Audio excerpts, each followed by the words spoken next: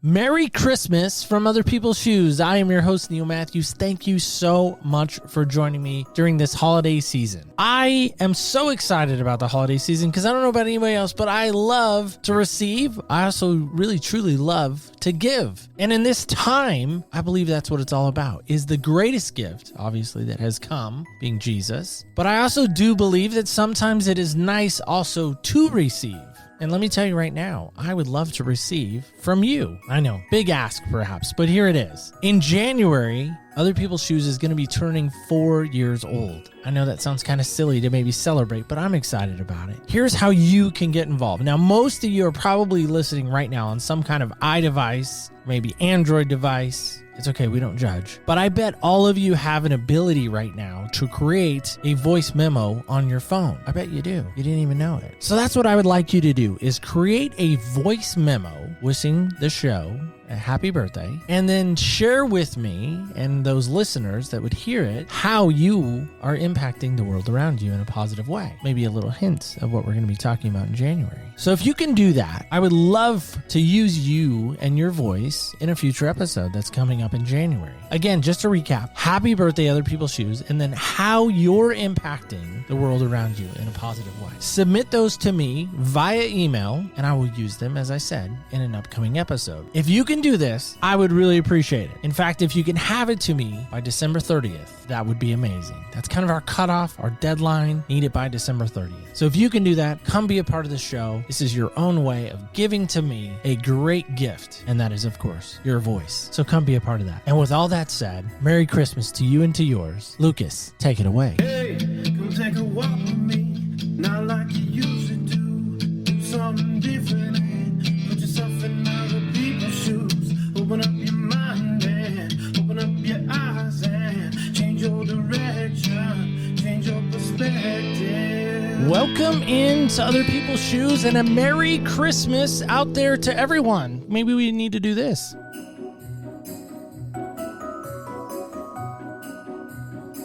All right, too much. I know. It's too much. It's too much. We're not even there yet. But, I don't know about anybody else. I can't help but think Christmas comes earlier and earlier and earlier every year. It just feels like back in October, I felt like Walmart and those big box retail stores were setting up for Christmas. I thought it's way too early. Way too early for this. But, then I got to thinking, like, as we kind of start wrapping down this season, I thought to myself, we maybe need to get somebody that's early. Seems like maybe to everything. And so help me welcome him, my longtime friend. We've never really sat together, so this is so exciting for me. James Early, all the way from Connecticut. How are you, James? Hey, I'm great, Neil. How are you doing? Well, with a name like yours, are you ever late places? That is actually a plaguing question for me, truly. Yeah, every once in a while. But that's ever since I was like 3 or 4 years old, people, notice that and make a joke about my name. And they always think they're the first one to ever come up with it. I really thought I was. I thought I was like the original, like I'm like, nobody's ever made the James Early joke. I'm sure no one ever. Well, my dad always said better late than never. So I don't know what that means. Anyway, we press forward, I guess. So James, you are in the great state of Connecticut. Now help me with this, because small story for me, I dreamed of being in Bristol, Connecticut as a child. And when I say child, really high schooler, I had this amazing plan. I was going to go to the University of Yukon, not North Carolina, surprise, surprise. And I was going to intern at ESPN while going to Yukon. And then that makes sense. And then I was going to become this amazing sports talk show host. And none of that has happened or materialized. But how far are you from Bristol? Help me with that.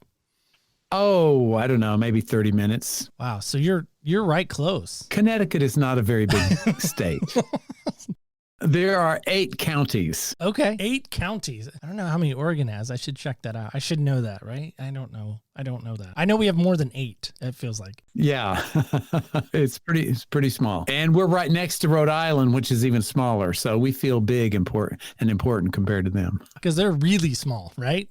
They're really small. Yeah. What is the coolest thing about Connecticut that most people probably don't know about? Oh, that's a really good question. There's a lot of history here. The town I live in, Bethel, was founded over 100 years ago by a bunch of people that were evading taxes from the larger town of Danbury, which is, 5 or 10 miles northwest of here. So, it's an independently minded sort of folks. It's part of New England, that sort of spirit of independence. And I'm not too far from New York City, maybe about an hour and a half north of New York City. So you have that energy of the city, but we live in a little town of 18,000 people. Pez candy was started here years ago. Noah Webster and his dictionary got started here. I mean, there's a lot of history, a lot of early trading in colonial times. There's a lot of trade. There's just a rich history here. Somebody right now is Googling what Pez dispensers are. I can just feel like the keyboard just going a million miles. Pez dispenser? What are we talking about here?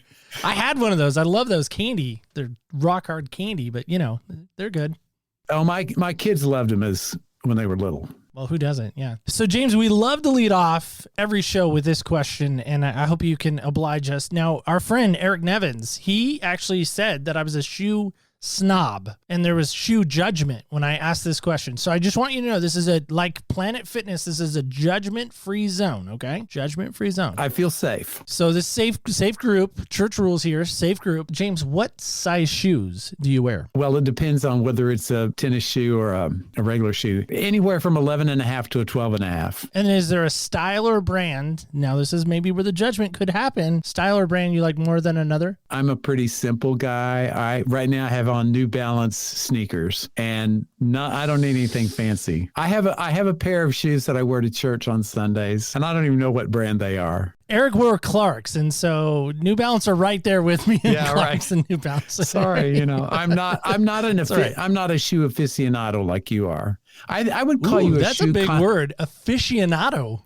Yeah, I think you're a shoe connoisseur. Or a shoe gourmet. Not that you're eating them, but I do smell them. Is that weird? Like when I get brand new shoes, I love to smell them right out of the box. Like it's a shoe high almost. Well, not after you've worn them a while though, right? No, never. That's bad. They don't get smelled again. Well, James, I'm sure people didn't come to hear our shoe obsessions and Connecticut, all things, and my crazy story about being in Yukon, which I always wondered what that path would have looked like. For you, speaking of paths that maybe have looked a little differently, for whatever reason, you felt led and called to do like this prison ministry. Tell me more about that, because for me, when I think of a prison ministry, I don't know. I just, people can see your picture, hopefully. But for me, you're not this rough and tough, forgive me for saying this, but not a rough and tough like gangster guy, right? Like you didn't grow up on the mean streets of South Central. You're a white guy from Connecticut. Well, actually, I grew up in Texas. That's true. We can hear that if we listen. We can hear that accent. We've only lived in Connecticut for 30 years. So that's a really good story, Neil. Back in about 2006 or 2007, a friend of mine who had started this prison ministry, this is at the Danbury, Connecticut Federal Correctional Institution, so it's a federal prison, asked me if I'd like to come with her kind of as a second person to help do this Bible study. And I kind of felt like you just described me. I was a little Mr. Goody Two-Shoes. I had never gotten in trouble with the law. I didn't feel like I could offer anything because why would they listen to me? I hadn't gone through some of the same challenges or problems they had and didn't speak with that kind of authority. I didn't feel like I had any street cred in a way with them. And so I said, oh, no, absolutely not. 2 or 3 years later, in 2008, the gal who had worked with her instead of me at that time called me, and this first person had left town. She had moved. And so this second lady called me up and said, James, I've been praying about this, and it just comes to me that you should help me with this. I was in a different place in my own faith journey. And whereas before I felt insecure, well, we're all still working that out sometimes. This time I said, oh yeah, I'd love to. Oh, well, let me pray about it first. I mean, it was so clearly the right thing for me. I was ready for it. God had prepared my heart for it. And maybe that first instance was just kind of God planting a seed. Anyway, so this was in October of 2008 when I started going there. And we do Bible study every week. Over the years, at least the people that are coming voluntarily to a Bible study in a prison, they want to study the Bible. I didn't really have people in there that were questioning things. I mean, they had questions. They were already Bible readers, and most of them had some kind of faith and faith background. And so I was working with people that, I mean, they were good people at heart. They just did something that was, breaking the law. And this is a low security prison, so it wasn't like they were, vicious. A lot of it was drug stuff or white collar crime, they call it, that sort of thing. So anyway, I got to started working with these people and putting together Bible studies on various topics. People appreciated my sort of non-judgmental, all-inclusive approach. I started to find my own voice, how to talk to people and how to put things in a language that they could understand instead of using church jargon. Guess I used Bible jargon because it was a Bible study. I just talked to them, and I didn't have a debate with them over theology or doctrine, because I had people from lots of different denominations in the group usually. And so I said, hey, it's okay if we disagree, but we're here to learn from each other. I mean, I actually think about you and your podcasts, Other People's Shoes. I really learned to see things from other people's perspective. And, anyway, that's kind of how I got into it. And after 10 years or so is when I started thinking about, people found what I did so helpful. People would come to me and say, Mr. Early, you have helped me rediscover my faith. I came to prison. I was all upset about things. I didn't believe in God. I didn't believe I had a future. And they'd say, now my faith is restored. I believe in God. I've worked out my problems with my family. I've made peace with my crime. I realized I've done something wrong. God has given me a gift here to talk to people. That's why I thought about starting my own podcast. It's been an interesting journey. First off, thank you for what you just said. That was very nice, because I truly believe that if we stop long enough to really put ourselves in those shoes, we really can see things differently. I mean, but for me, it's also a challenge. It's almost a call to my life now in every situation I've been in since starting my show, is the idea that, again, am I really practicing what I'm almost preaching or sharing? You know what I mean? Because there are times, man, I don't want to put myself in so-and-so's shoes, JoJo. It doesn't mean you agree with them, but it means you can come and see it from their perspective. The analogy I use, usually whenever I start a new class at the prison, I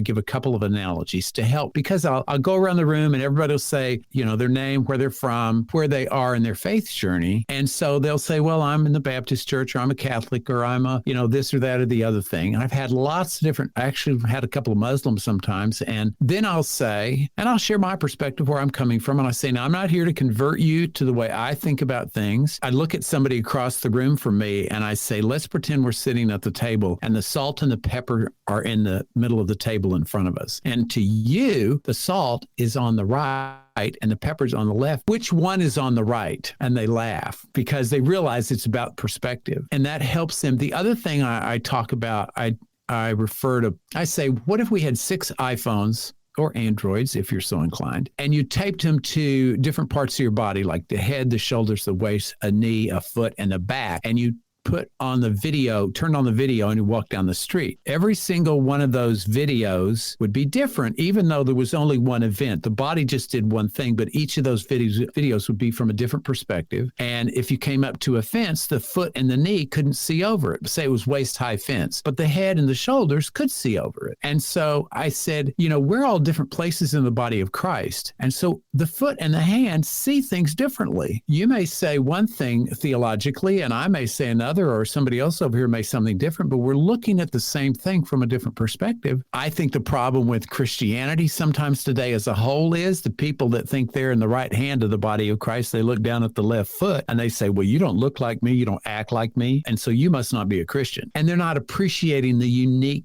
role and place and perspective that God has given them. And one thing that's really big to me is, okay, we don't have to all agree. I used to not believe that. I used to feel like, hey, I'm right, everybody else is wrong. I got to go straighten them all out.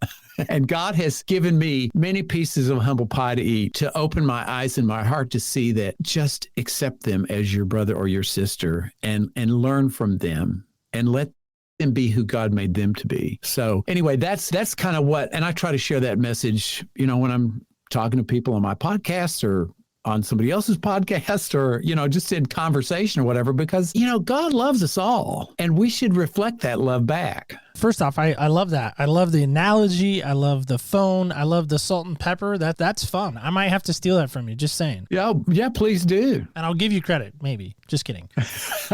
Just send me royalty checks. Fair enough. We can do that. But here's where I'm at. And I'm glad you're kind of bringing this up because I think for some, let's be honest, I think people are leaving, quote unquote, the big C church. Yeah, a lot of people are. I've heard people leaving Christianity. I've heard churches shutting down. I've heard denominations splitting. And it's all, in my mind, from what I'm hearing from those that are maybe more at the pulse of, or know the pulse rate, I guess, of church history and church life and where we are as a culture in Christianity, that some people are leaving because some churches have said, you know what, listen, homosexuality is okay, or this is okay. And they're almost compromising a little bit of what the Bible says. Now, James, I'm going to lean into you because I know you know your Bible really well. I feel like you're pretty good. What would you say in that regard? Would you say that that's still something that we should embrace or not? That's a really good question. Whatever I say is not the final answer because... Well, it's your perspective. I'm sharing where my heart is right now. I think we get hung up on that word homosexuality and we pigeonhole that one out as like some supreme litmus test for, whether somebody should be in the church or could be a true Christian or whatever. And there are a lot of other things that might be better or worse than that, may or may not be right too. So I'm trying to get a bigger perspective on this issue. And to me, it's really a question of identity because to me as a Christian, it makes me ask myself, how do I identify myself? Do I see myself as a white male, so many years old, so many trips around the sun, so tall, weighing so much that likes plain old New Balance shoes. I mean, how am I identifying myself? Do I identify myself as a victim of child abuse? I am not a victim of child abuse, but let's say whatever's happened to you as a child, good or bad, we identify with those things that have happened, or we identify ourselves with all these externals, mental, internal things. The more I have thought about this issue in the bigger picture, I know some people who are gay and I have come to love them as people. It's not my job to try to change them or judge them or condemn them. If they came to my church, I would welcome them. I would love on them. I know some gay people who are more moral in a broad sense. You had a checklist of all the things that you can be moral or immoral about. They are much more moral than some people who call themselves Christians. It's so easy. I think the human mind wants to say black and white, and we find comfort in it. This is right and that's wrong. It has made me ask, as I said, how do I identify myself? My true identity is a spiritual identity in Christ. God made me, God made you, God made everyone in his image and likeness. And I think what happens in this world is, I'll use a metaphor, we fall in the mud puddle. Or we jump in the mud puddle, or the world throws mud on us, and we're covered in all these worldly ways, these worldly thoughts, these worldly attitudes, sins, hang-ups, all that stuff. I think of that as the mud. And sometimes we've been in the mud so long, we think that mud is who we are. And so to me, homosexuality is just a label that someone has put on them, and it's a particular color of mud maybe. I think it's really hard to say this in just a brief time here, but I think of Ephesians chapter 4, verses 22, 23, and 24. And I love the King James, so I'll say it that way. Paul says, put off the old man with his deceitful lusts, and be renewed in the spirit of your mind, and put on the new man and righteousness of God. I forget the last part of that. I think even, as I said, me, a white mortal that's 6'2" and wears New Balance shoes, that's not my identity either. I mean, I could say I'm a white heterosexual. That's not my identity in Christ. My identity in Christ is spiritual. It's that new man. And so I think we're all in these different layers trying to figure out who we are, and are all up in arms about people getting tattooed because there's some verses in the Bible that talk about, people interpret the particular verses about that. I have friends who say that all the verses that many churches use to say that homosexuality is wrong, they're on the other side of the table, and the salt and pepper shaker on different sides of each other, and they don't think that's what those verses actually mean. Who am I? I'm not a Bible scholar. I don't know original Greek or Hebrew. But I'll say this, my whole approach now in life and dealing with other people that I agree or disagree with is that I'm trying to see them the way God originally made them in his image and likeness, whether they're gay or straight or black or white or brown or purple. I mean, tall or short, whatever their background is, I'm just going to love them. How would Jesus treat those? He'd probably go have dinner with them and say, hey, what's up? And he would just love them. He would love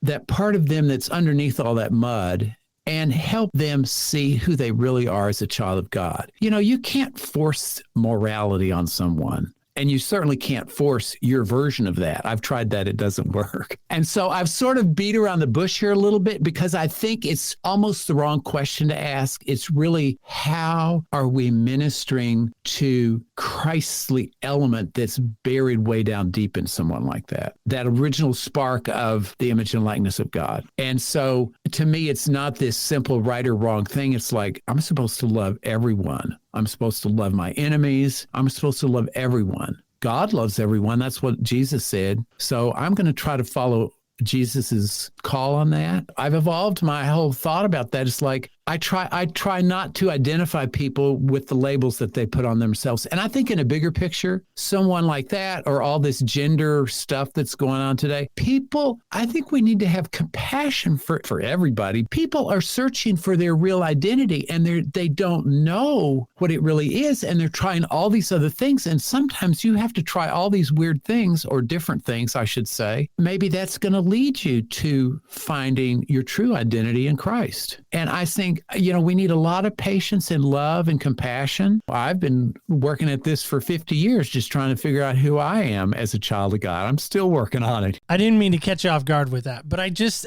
felt like, especially right now with you being in the prison system, experience all people from all walks of life. And I think that's really helpful because it's so easy to be in your little bubble of people that think just like you. That's one thing God has done for me being in the prison, is just open my heart to love everybody, whether I agree with them theologically, whether I agree with them lifestyle-wise. I mean, that's not the point. They're a child of God, even if they don't know it. And I'm going to treat them as such. That's where I am on that issue. But I really think that's really profound, because to me, listen, let's be candid here. I think so many times when I say I love someone, that means that I have to agree and support. No, and it doesn't. And it doesn't. I can love somebody and still say, you know what, I don't love your choices. And I love that you brought this up, because you actually brought this up way better than I could. And you actually quote a verse here. You say 1 John 4:20, which says, if anyone says, I love God and hates his brother, he's a liar.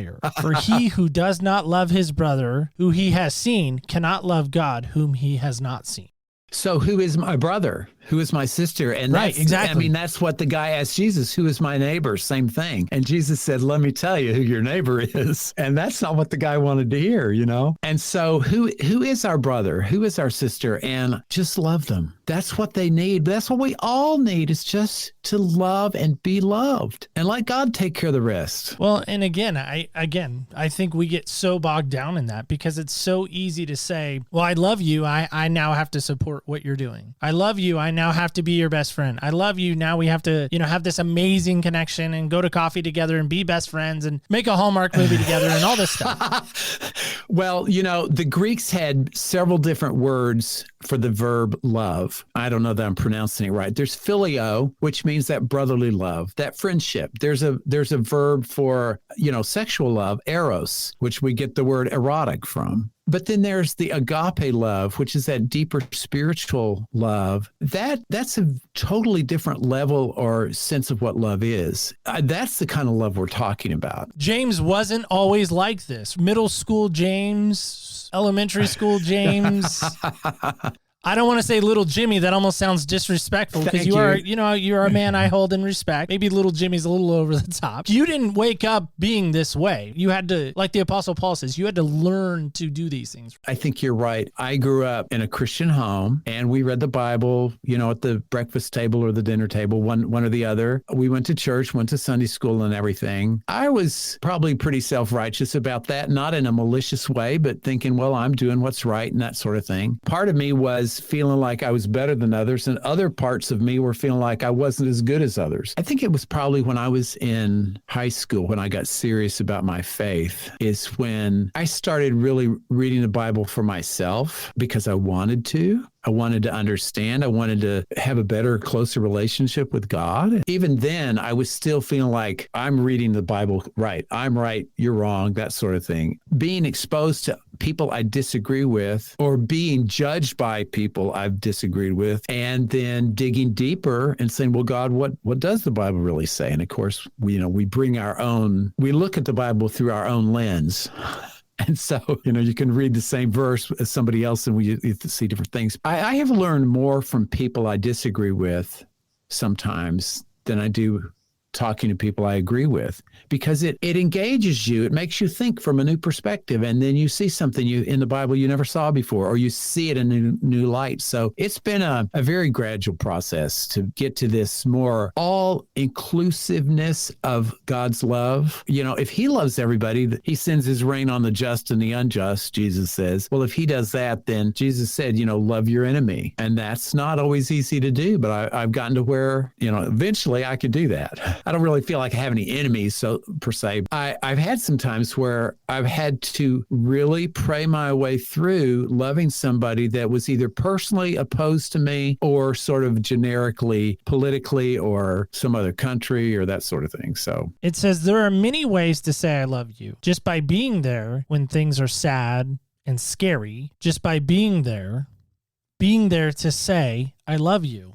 There are many ways, again, to say I love you. By the way, Fred Rogers said that, or as we lovingly call him, Mr. Rogers. Mr. Rogers. But he talks about there's many ways to love people, that it's just sometimes being there. And let me be candid here. I have a couple of friends, family members specifically, that are atheists, that are saying to me that I have an imaginary friend in God. He's not real. He's just an imaginary figure. And how can this imaginary figure really love me and really care about me and really want the best for me? What do you say to those naysayers that say, you know what, that James is just ludicrously crazy. He's just a lunatic, especially his whole life, like eating breakfast, like past the Captain Crunch. By the way, turn to John chapter 3 as we go through. That seems odd to me because I didn't grow up that way. I mean, I wish I had. Not that my parents were terrible people and we went to church, but I don't think I would say we grew up in a Christian home. Christ was in our home, but he wasn't like the figurehead that he should have been. I think, first off, on the surface, the question is, how do you respond to someone who, say, is an atheist? And there are different types of atheists. There's no formula for what to say, although we can get our little pet answers in line, and you might kind of have an idea what you might say to someone. But I think it depends on whether they are willing to have a conversation, because there's some atheists who are just saying, well, I don't, they're maybe closer to being an agnostic. They say, well, I don't believe in God because of some of the things you're talking about in the Old Testament. I don't believe in that God. And so you say, well, tell me about the God you don't believe in. And a lot of times they'll say, well, I don't believe in that God either, that version of God. I had a friend that I got reacquainted with on Facebook several years ago that I knew from in high school, and he was a belligerent atheist. I engaged with him a couple of times on Facebook, and I said, I'm willing to have a conversation. He was so unwilling. All he was trying to do was prove we were all fools. He could win the argument. And I finally said to him, okay. He said, you cannot prove to me that God exists. I said, well, what would proof look like? And he said, even if God came down out of heaven and picked me up and, did all these amazing things, I still wouldn't believe it. I said, I had to walk away from that conversation because Jesus said, don't cast your pearls before the swine. And it's not that man was a swine, but his attitude was swine-like. His attitude was not receptive. Yet I've talked to other people who are doubting God's existence or whatever, and if you can have a conversation, you say something totally different to them. Now, as far as what the guy says to you, like, I can't believe you got this imaginary friend like that. Sometimes you just roll with their joke. There's somewhere in the book of Proverbs, and I can't quote it. There are two verses right next to each other. One says, answer not a fool according to his folly, lest you be considered a fool too, or something like that. But the very next verse says, answer a fool according to his folly. It's like sometimes, you say no, and sometimes you just laugh and say, yeah, he's just this imaginary friend that, yeah, you're right. You just joke about it. Because I think if we take ourselves so seriously, have to prove everything to everybody, especially someone like that, then that's a turnoff. I've gotten to where, like, even like in a theological conversation where you disagree with somebody, I've gotten to where I just laugh. Again, there's no formula, but I guess I'm so sure of my faith now because of experiences I've had. Someone else's doubt or someone else's criticism of me, whether it's just even that God exists or that Jesus exists or some disagreement on a theological point, it's like I feel so much more secure in my faith because it's more than just faith. I mean, I don't have faith that 2 + 2 is 4. I know it's 4. And I think at some point our faith is a deeper dimension of conviction and of knowing, understanding, awareness. If you're aware that 2 + 2 is 4, somebody coming in and say, well, I just don't believe that. How could you possibly believe that? You say, yeah, I don't know. I don't know how I could do that. You know, it doesn't ruffle your feathers. It doesn't threaten you. I don't feel threatened anymore. Not usually, unless somebody is purposefully have that kind of attitude. Going back to you're loving them at the heart of it. Yeah. Because you talk about having that relationship, because again, you're not going to walk up to the guy at Taco Bell. You're going to have a relationship with them. And I guess that's the key of what I hear you saying, is this idea that that's how you really can speak love into someone's life, is you have to have a relationship with them. That's what love is, really. It is a relationship. I love that idea. I love what you just said. I have found sometimes a relationship develops very quickly, and sometimes it's years in the making to where you can actually talk about the deeper things of God. Last summer, I was out in California and was doing a 3-day Bible workshop for this organization. I met a guy there, but just like instantly, we were like long lost friends. And I feel like he's my brother. He feels the same way. We talked a couple of nights ago for 3 hours, and it was like 2:30 in the morning here. He was in California. It wasn't so late for him. You know, other times, another guy I talked to recently, we met like 15 years ago, and we just now gotten to where we're talking about God and the Bible and stuff. You have to let God work on his time frame. God doesn't measure time the way we do. I think he measures what's in the heart. You have to let God prepare someone's heart. I've tried so many times in the past, self-righteous evangelical way. Oh, you're always trying to tell somebody this is, believe in Jesus or God is like or whatever. And you can't force that on someone. You have to let your light shine and let them see the light. Jesus doesn't say, don't run off at the mouth at someone. He says, let your light shine. Quiet example of love may be a better gospel than any words that would ever come out of your mouth. Well, I think it was Gandhi who said, I love your God, but I hate your something. I can't even, I'm messing that up. He said, I love your Jesus, but I don't love your Christianity. That's always plagued me because, again, I want to love people where they are, where they're at. I think you do. Well, thank you. I think it's obvious that you do. But sometimes my mouth gets in the way of loving them. Well, so that's where it just gets in the way. And so that's where you put one of those fancy shoes in your mouth with your foot in it. Constantly, yes. But, seriously, in all seriousness, I'm a little confession time here. Years ago, well, probably about 1.5 years ago now, maybe 2 years now ago, my wife, her anniversary was coming up, and she said, hey, well, what can I get you? You always seem to buy your own stuff, but I want to get you something. And I said, okay. I said, I want you to find a microphone, pinned it, and I want to wear it as a necklace as a reminder to me when I'm behind the microphone. I seem to be pretty humble and not showy and not a peacock because I, kind of struggle with that on some levels. And she goes, okay. So she found this, this microphone, and I wore it for a long time. And then recently a friend of mine said, you sure do talk a lot. Have you ever just thought about just listening before you answer? Because I usually talk first and then listen. And he goes, yeah. He goes, what do you do on your show? Are you a pretty good listener? And I said, well, I think I have to be. I've trained myself to be, to make the guest be more of the focal point and not me. He said, what about when you're editing? And I said, oh man, that is probably when I'm listening the most. Right? Because I'm actively listening. I'm listening for spots that I need to maybe take out. I'm actively listening for the breath or the ums and the ands because I take those out. I'm a nut about that stuff. Yeah, I am too. I like that. I want a clean audio. Right. So you're really intently listening. And I said, yeah. He said, I want you to do me a favor. I want you to practice intently listening before you respond to anything. And I was like, I don't know if I can do that. And he said, because I think it's going to show love for someone if you don't try to jump into the conversation, that you intently listen to what they're saying and then kind of count to 10 and then respond. And I said, man, that is going to be tough. And he said, I bet you can do it. But he said, it's going to be hard. And so I took it a step further because I'm such a visually driven person. I actually went out on eBay. I don't know how I found it, but I actually found this necklace. You probably can't see it because it's too small. I can. It's headphones. It is. Now I swapped the microphone for the headphones. And a customer actually asked me recently in my job, she said, hey, what's the deal with your necklace? And I said, oh, well, let me tell you the story. And so I told her, that I'm actively trying to listen more. I'm actively trying to, be present and not be distracted. And, when I have my headphones on, I'm really listening to what someone's saying. And she said, that's really profound. Why are you so actively listening? I was like, well, let me tell you about my podcast. So, kind of worked out. I just think we don't listen enough. I guess I'm building all that to say, how did you get to be such a good listener, James? Because I feel like, even though, again, we don't know each other super well, we've never met face to face, but we've been in all these circles for the last year and a half, 3 years or so, or whatever. Yeah. You strike me as a very good listener. How did you get to that level? There have been times when I haven't been as good a listener. I like to talk too. And I think there is a time to talk and there is a time to share your perspective. And usually at a church meeting, I have to sort of tone myself down and let the other children speak.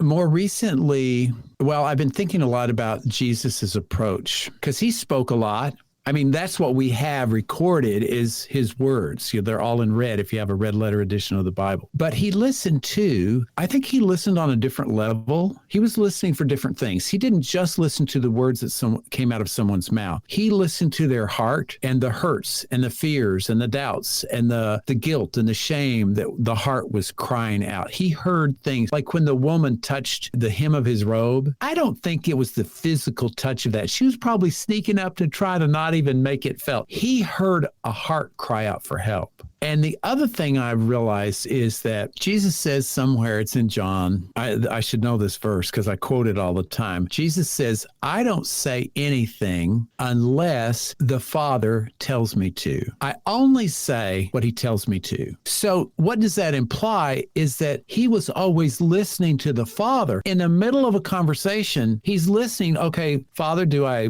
say this or do I say, he's listening and God says, say this, he's just only a messenger for what God is saying through him. This is Jesus we're talking about. If anybody could say things on his own, it would be Jesus. I try to model that. I don't always do the best job. I think God has made us incredibly intelligent and gifted. He's given us the gift of voice. He's put the ideas in our hearts and our minds, and it comes out of our mouth. I've realized I can learn better what to say if I know where somebody's coming from. And if I listen to what's on their heart, I'll change what I say. Because if I don't pay attention to that, I may say what I think is important. That might not be what they need to hear. And what's amazing to me is, and you've probably had this happen too, when you're talking to someone and they have a challenge or their problem, they come to you for help or advice or to pray for them or whatever. And I don't know what I'm going to say, but the minute they start talking and share it, God will put an idea in my mind and I'll say that. Oh, they'll say, oh, that's exactly what I needed to hear.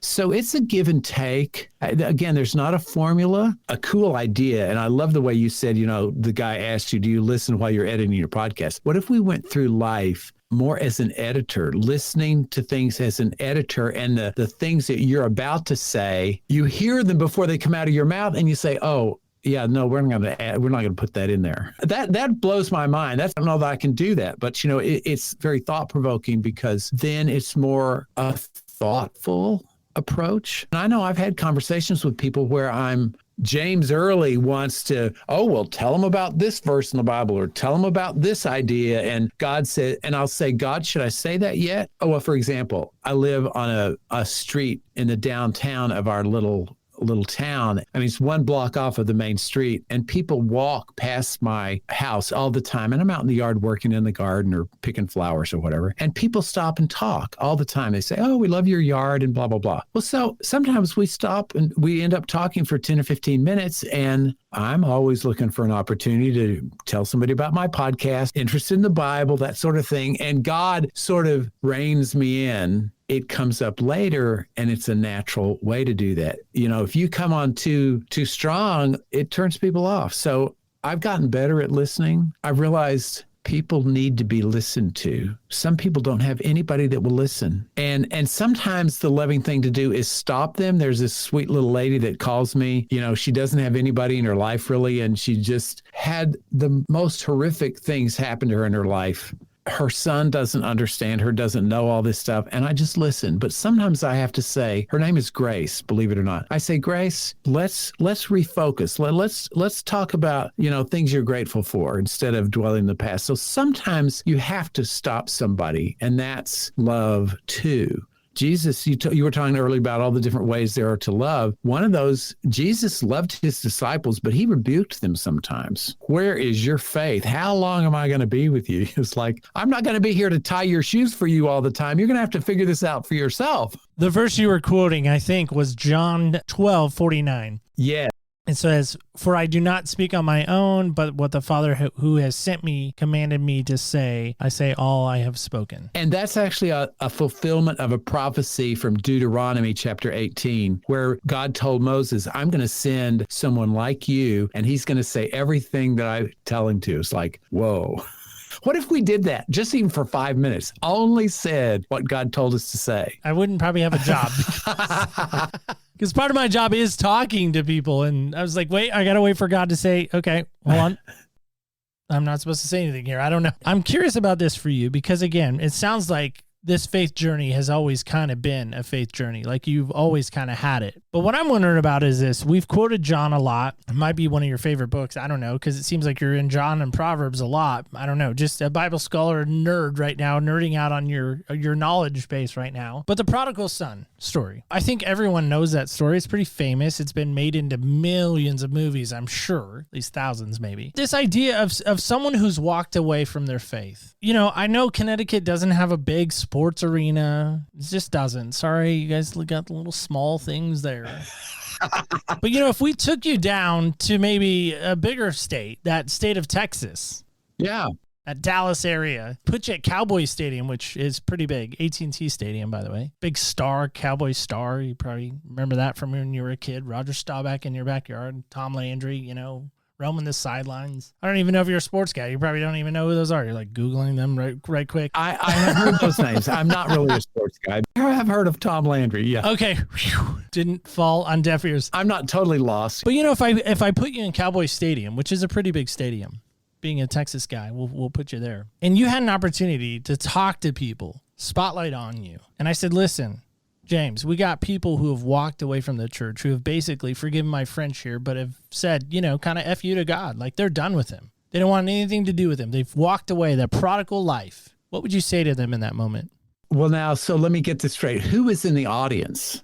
So people who have maybe had a faith and who have said, you know what, God's wronged me. God doesn't love me. All this love talk that you're talking about, that you and Neil are talking about right now, I don't believe you. So they're basically saying they're done with God and they've kind of given him the finger in a sense. That's a really good question. Hopefully would know ahead of time so I'd have time to think of something to say. Right. I'm putting you on the spot. In fairness. And so I understand, you have to meet people where they are. Paul said, I'm all things to all people. And he knew how to talk to the king. He knew how to talk to the person who'd never heard of God before, believed in different gods, lots of idols. He could talk to anybody because he would come at it at an angle, meet them where they were. And it's hard because usually when I talk to people, I have some audience feedback and I can ask for audience participation. You don't have that at all. I don't know that.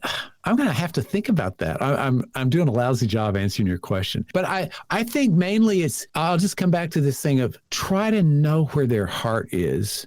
And of course, with that many people, a lot of people in different places, but pick one idea as if you're I would try to talk as if I was talking to one person, try to address the hurt that's in their heart and say, that's okay. I don't blame you for feeling that way. I would probably feel the same way. Let me share some experiences I've had that have helped me deal with those issues. And, even say, look, I know, I'm coming from a different place and this may not be relevant to you, but I really honestly believe if I was in that situation, God would put the right words in my mouth. And that's why I think you can be prepared in a sense, but Jesus said, and this is a little bit different context. He said, if you're called up in front of people and you're being put on trial for preaching the gospel. Don't plan ahead of time what you're going to say. The Holy Spirit will put the words in your mouth at the time. And I think so now as I'm thinking about this, I think there's no way you could prepare a speech, because if you were, give a memorized talk, they're all tuned out. But if you speak from your heart and let God put the words in your mouth, it may not be as important as the words you say as the love that you feel for them. If they can feel my love, then, and I would probably say, hey, if any of this has been helpful, go to my website, listen to my podcast. I'd love to have a conversation with you. I don't know. Those are some of the ideas that come to me. I don't know. There's not a right or wrong answer for that. No, it's good. You're the first one that's really pushed on that. So I like the fact that you pushed on it. Most people are like, well, here's my 7-step process of what I would say and be in the moment and all this stuff. And it's like, wow, you're the first one that's kind of said, well, I really need some time to think about it. So I love that. That's fine. So speaking of your podcast, speaking of your website, how do folks best get in touch with James Early? What's the best way, and why should someone go listen? Well, thanks. I appreciate the opportunity to talk about my podcast a little bit. My podcast is called The Bible Speaks to You, and it's really, the goal is to get back to the original Christianity of Jesus, the original things that he taught us to do and say and be and think and pray. We've added so many things over the last 2,000 years that really aren't in line with what he said. So that's the goal of my podcast, is to look at the Bible in a fresh way and look at it from a perspective of, what is Jesus telling me to do here? How does he want me to think? How does he want me to love people? How does he want me to pray? And one of the things I do more recently in the podcast is I'm really trying to get into, what was Jesus's mindset? Paul says in 1 Corinthians 2:13, we have the mind of Christ. What does that mean? I mean, I don't think we give ourselves permission to have the mind of Christ. We think we have this terrible, sinful, depraved mind, and we're these miserable sinners. And yet Paul says, when you're in Christ, you're a new creature. We got to give ourselves permission to be that new creature and think and pray with the mind of Christ, love with the mind of Christ. So that's what my podcast is all about, trying to get people to love the way Jesus did. Think from his perspective. Look through the lens he looked through. The best way to get a hold of me is on my website, thebiblespeakstoyou.com, and you can just click on the contact tab in the menu bar. And I would like to encourage your listeners to listen to the podcast, and if you'd like to subscribe to it, of course, you can listen on any of the podcast apps. But when you sign up on my website for my email list, I will send you a little prayer guide I put together called Praying with the Mindset of Jesus. And I've actually created a page just for your listeners. It's called thebiblespeakstoyou.com/shoes. I'm sure you can have that link in your show notes, but if they'll go to that page, there's some resources there about my podcast. I've put together a curated playlist of some of the past episodes from my podcast about finding your true spiritual identity, that sort of thing. So that's on there. And then there's another thing I've started doing. I call it the Jesus Mindset Coaching Program. I actually coach people to embrace this mindset of Jesus. If you are listening and that sounds interesting to you and you really want to take your love for and obedience to and following Jesus to a new dimension, you can click on that little box at the bottom of that page and schedule a call with me, and we'll just have an actual coaching session, and you'll see if that's a good fit for you. But I've helped some people really get a better sense of what Jesus was asking of them, and again, thinking the way he did. That sounds almost sacrilegious, but that's what he wants us to do. He wants us to follow him, follow his example. Don't just copy him, follow his example. Well, and I think for those that have maybe walked away from the church, who have said, you know what, again, I don't want anything to do with this whole religious talk, this whole Bible talk, I just wasted however many minutes we've been talking now, But I want to challenge somebody on that, because I think, again, if you're really going to say, I love people, and I've heard some non-Christians say, listen, I love people better than Christians do, or Mormons or Muslims or whoever. They very well may. But my thought is again, if you love someone, you love them enough to hear them out. Yes. And I think that's the key component of life that we're missing right now. If I was going to get on a little mini soapbox in the town square of Connecticut, right? Maybe you I have a would town love square? come on over. Visit Bristol first or come to you first? I don't know. Sorry, too Either soon. way. No, I think so many times there's such a disconnect again that we think, oh, well, I love you, but I don't agree with you. Well, I love you, but I can't have a cup of coffee with you. I love you, but I can't. I love you, but I can't do that. I love you, but I won't go there. It's like, listen, go the extra mile. Walk a mile in someone else's shoes. Oh, full circle. I want to do some silliness with you because, it wouldn't be a show without some silliness. So we do this silliness at the end of our show. It's not a game. I just want to stress that because people have said it's not a game. Stop saying it's a game when it's not a game. And I know you could care less about sports. I just feel that about you. We have the North Carolina Cup because it's only fitting. We have a North Carolina Cup. Let's do this thing called Senseless. It's these 5 questions that we talk about our senses, and then the 6th is a wild card. So I'm going to roll so it's random. I don't know which question you're going to get. I really shook that cup really well. You got a number 2. I don't know if you can see that there. I'm stretching. So number 2 is this. Ooh, almost kind of fitting of what we've been talking about. It's weird that the die knows that. I promise I did not switch sleight of hand trick there. I'm not that good of a magician. Not a magician at all, really. Who has touched your life and where have you felt the impact? Oh gosh. How long do we have? I don't know. Can I give 2 or 3 people quickly?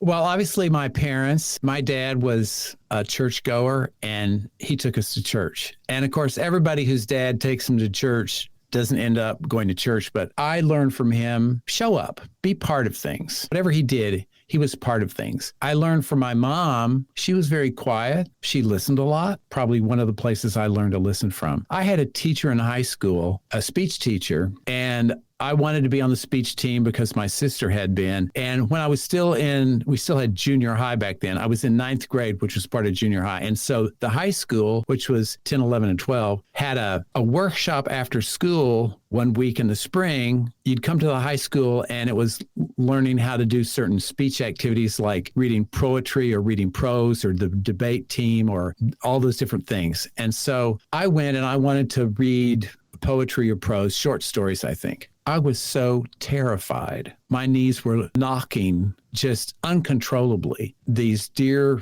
high school kids, they were so nice to me. And they said, well, we could tell you are a little nervous. That was just like, but they made very nice, constructive comments about what I'd done well and how I could improve, that sort of thing. The next year I tried out for the speech team. I didn't get on it. But my junior year, I tried out. I got on the team. And so in speech class, the first time I gave a speech in front of the whole class, in my critique, again, she said, well, I could tell you were a little nervous and that sort of thing. She says, James, use your innate ability. You have innate ability to do this. Tap into that. And in front of the whole class, I said, what does innate mean? I didn't know what that word meant at the time. It means what you're born with, your God-given talents and abilities. And so she explained that. You could sort of say God in the classroom back then. That was not a terrible no-no. And she was a woman that was very strong in her faith. And that has stayed with me. Use your innate God-given abilities. And actually, that's what I'm trying to help people do, discover their God-given abilities. They already have these. You already have the ability to listen, just like your friend said. We all have these talents that God has given us. That's somebody who's had a really big influence on me because she saw something there that I didn't see. When your parents tell you, oh yeah, you're great at this, well, so you don't believe them necessarily. But when somebody else tells you, I needed to hear that from somebody else. And that was many years ago. But I look back at her and I realize she planted a seed. She saw so much potential in me and she started training me to bring it out. And one of those ways is, speaking, communicating. So in the next 2 years, I actually, on the speech team, I won a few times at the competitions. We'd go off. It wasn't a sporting event, but it was an event anyway. And, it was the first step in getting a little self-confidence and trusting who God made to be. I love that. And it doesn't have to be a sporting event. Listen, I lettered in television. Okay. All right. Which is a fancy word for AV clubs. There we go. So I was also in the orchestra in high school. So we got letter jackets. There was a letter on it. The name of our high school was Tascosa. This is Amarillo, Texas. T is the big letter. It said ORCH down the straight part of the T. So if you saw the whole thing, it looked like it says torch. I spent my junior year in college in France. People would see that letter jacket. I was on the subway one time in Paris and somebody thought I was some big sports star and they started patting me on the back and they called me the name. I don't remember who it was. And I said, yeah, man. Woo. so that's my moment of glory. Good thing Google wasn't around back then, right? Oh, right. Oh, my God. Yeah. Well, James, I just want to say, man, thanks for coming on. I really appreciate you giving us some moments today and just really sharing your story and really reminding us how important and why it's so important to love others. So I just want to say thanks for that, man. Hey, I've enjoyed every minute of this, even the silly parts. Well, guys and gals, kids and campers alike, that is it. That is all. That is our show today. So here's my question, and it is one I feel like I've asked before, but you know, it's a new season, it's a new time frame. Maybe you have a more attentive ear today. So here's my question for you. You ready? Who is the hardest person to love in your life right now? Got him? I got 3. I'm a little embarrassed to say this with my friend James sitting here, but I love the show Big Bang Theory. Just Sheldon, the character. And he has a list of people he hates. It's kind of a funny thing in the show. Do you have that list? Is there a list a mile long of all the people that have wronged you? All the people who you hate, who you strongly dislike? So I'm going to ask you, who is number 1 on your list? Maybe it's your dad because he was never there. Maybe it's your mom because she didn't love you or hug you like you wanted.